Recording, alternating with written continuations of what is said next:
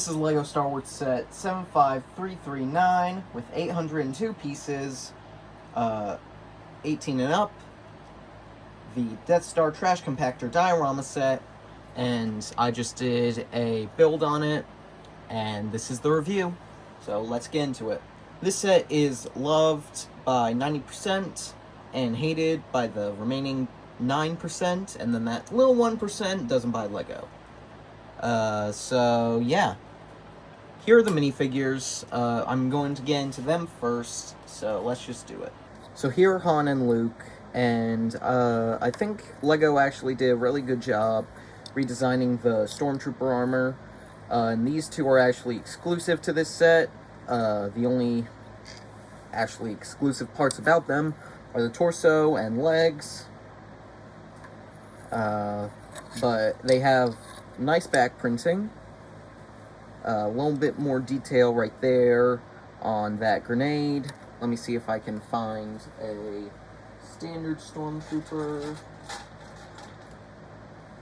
Well, here's a Stormtrooper with the Rebels back printing, and you can see it's more cartoony and not as detailed, and you don't have that little grenade bump that you see there.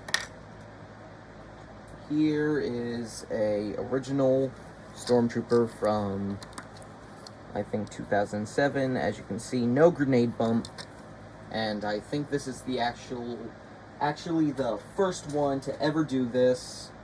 Here's the realistic 2014 style on a Shock Trooper, and as you can see, no grenade bump. But they have the same exact outfits. The only thing different about them is their head and hair, and I added weapons on these guys back here to make it more realistic. Han is equipped with the pole that they use to try to stop the trash compactor. We all know how that ended up. So on to the next guys. So here are the next figs. Again, I added the weapons that they have to make it more realistic, because we know that Chewie had that long DLT-19, I think. And then Leia had an E11. But these guys can be found in many other sets. Leia, again, with the newer design. Chewie, which has had that design for years now. Yeah, nothing too special about them. I actually have another Leia in here somewhere. I can't find it right now, though. But here it is up the screen. But those minifigures are the same, except that this one has plain white legs and the other one has a dress skirt piece. So yeah, let's move on to the next figs. And here are the best pals, R2-D2 and C-3PO. I'm going to remove the third leg, because that's not accurate, because that's not how he comes. But you do actually get 2 out of the 3 pieces that you need. You get these 2 pieces, which is what you need to build the third leg, and then you have to find your own cheese slope and add it onto him, but I think it does pretty well. These minifigures are, I think, also exclusive. You can see R2-D2 has back printing for the first time.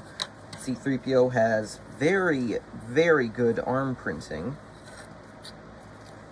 Let's turn him around so you can see the back printing.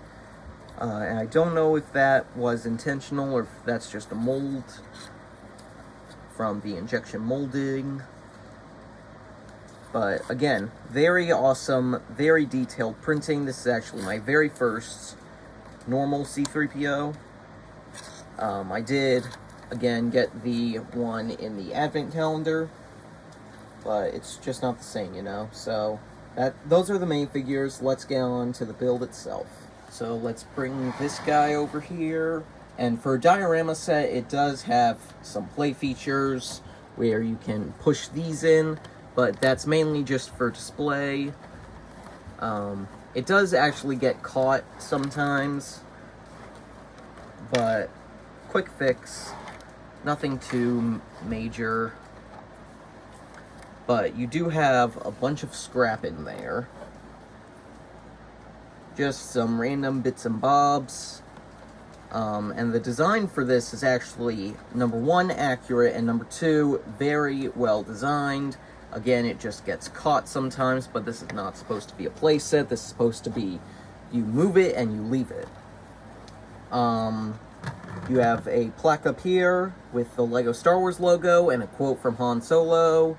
One thing's for sure, we're all going to be a lot thinner. Han Solo. One thing's for sure, we're all going to be a lot thinner. And on the back here, again, we have that design that's spanning the entire diorama. And this is a border that we're going to see in all the diorama sets, I think.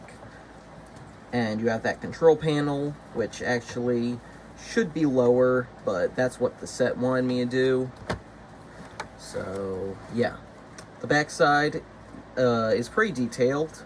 This is what I imagine the backside would look like, minus all the components to make it actually smush together. But on this side, we have some scraps, droid leg, some random weird metal pieces, and the floor for this is actually really detailed.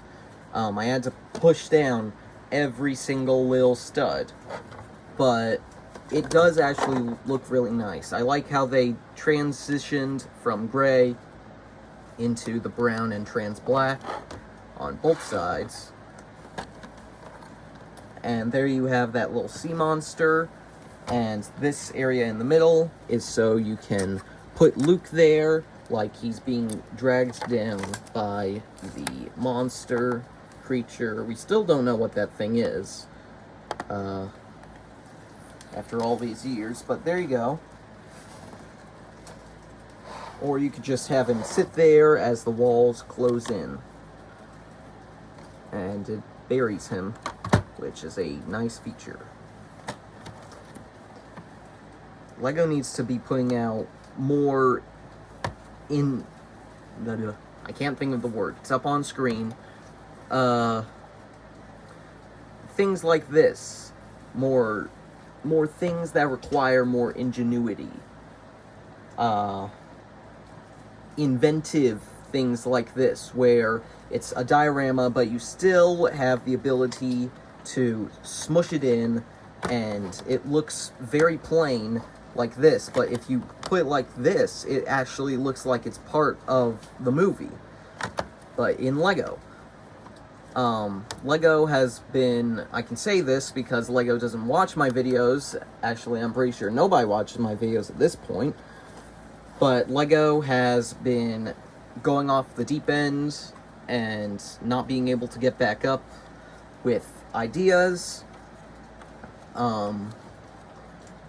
But yeah, here's the set. I think it's really good. On this side, we have some more bits and bobs, a droid head it looks like, a exhaust pipe, and you have a little tube right here that crunches up when you push it together, which again makes it look a lot more accurate.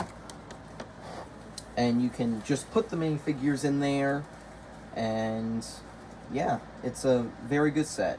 Here it is with the figs in there, and it makes it look a heck of a lot better. I can actually remove the figs, readjust Luke, and I can make it fully compacted. There we go. And then add the figs. Put Leia up here just for the laughs. And Chewie right over here. So yeah.